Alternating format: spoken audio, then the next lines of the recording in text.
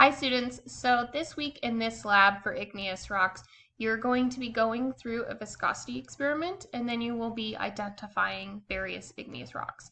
So this first introduction section here just kind of takes you through the background information. Some of the stuff is from lecture that you've already watched. And then it does give you a really good chart here giving you the texture terms, the observations, the interpretations.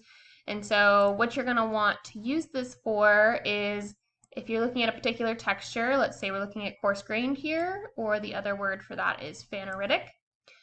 The observation that you're looking at is that all minerals are readily visible. So you can see all of them, everything is crystallized in hand specimen. So when you're looking at it in a video or in hand specimen, you can see all of the crystals. And then for the interpretation, this is slow cooling and it's coming from a pluton. So this is going to be something that you're going to see the large crystals from slow cooling. So keep that in mind as you're running through these different texture terms. And if you ever want to see any of these in real life, you are welcome to come into the GeoGraph session or into the tutorial center and we will show you the rocks gladly.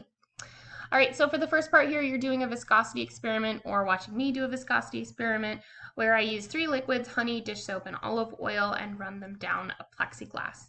And so I will give you the distance here. It says it's in centimeters. It's really in inches that I give it to you. And so you'll calculate the flow rate of each of those materials in inches per second. So if you watch the video, you'll get all that information.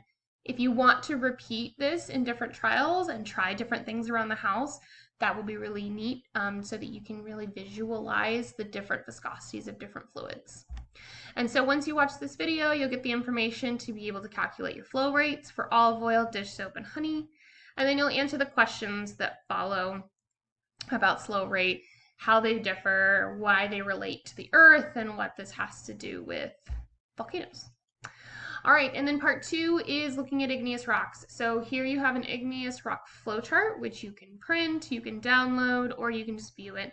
I recommend probably printing it. I find that kind of easier because then you've got the computer open and then you can look at the notes and then you can save that in your notes for later.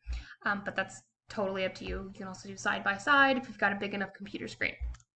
Okay, so let's look at this document here.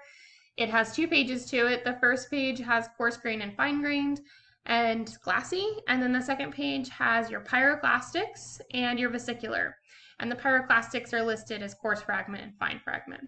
Coarse fragment means that it has fragmented material in it with the ash. So remember, pyroclastic is ash and sometimes things like fragments of rock.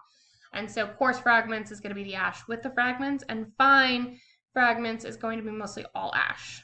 Okay, so you'll notice that your all ash are going to be your tuffs, and your coarse fragments, which have rock fragments in them, are your breccias. Okay, and over here on coarse grained and fine grained, remember coarse grained, you can see all the big crystals. Fine grained, you cannot. Glassy is going to have a glassy texture to it. It's going to look like glass. And then vesicular is going to have a bunch of holes in it. And the difference between the 2 vesiculars are just the colors.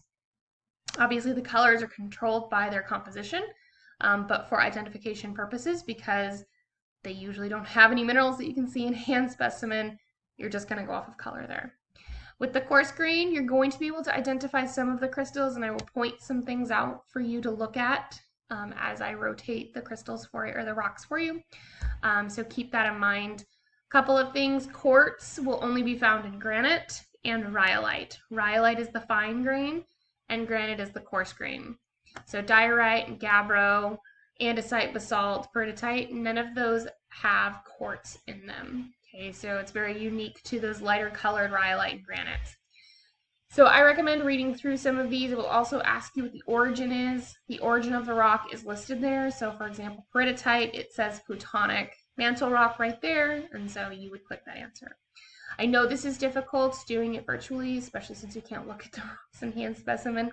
But like I said, if you want to come in and look at them, you are more than welcome to. You can do this lab in a GeoGraph if you would like, or you can do it virtually.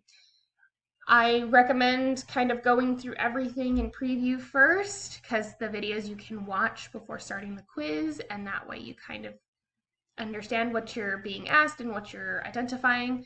And then from there, you can enter your answers. And remember, you can take this quiz as many times as you want. It's just you have to re-enter your information every time. So I recommend writing down your answers. That way you remember what you answered when you do it the second time, if you do it a second time. All right, so then with that, all of these questions are going to be following that video, and each sample will have 3 questions, and there are a total of 8 samples that you will look at, but they all are just repeating the same semi-question, just different samples. Okay, and if you have any questions throughout the week, just let me know. I'll see you guys later. Bye.